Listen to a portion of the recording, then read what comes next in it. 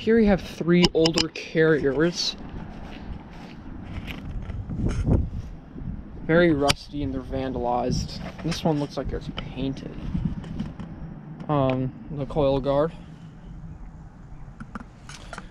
And are these heat pumps? Does not look like it. But there's a big suction accumulator. That's interesting. Alright, let's see about the data. There's a faded energy guide.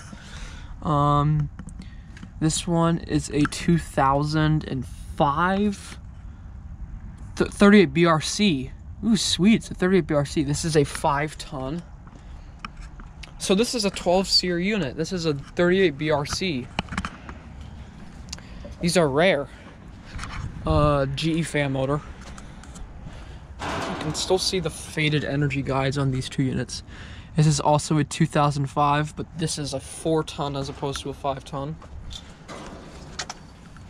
Then back here, this final one. This is a 4-ton from 2005 as well. So 3 carrier, 38 BRCs, 5. This one's a 5-ton and these 2 are 4 tons. All right, and that'll be it.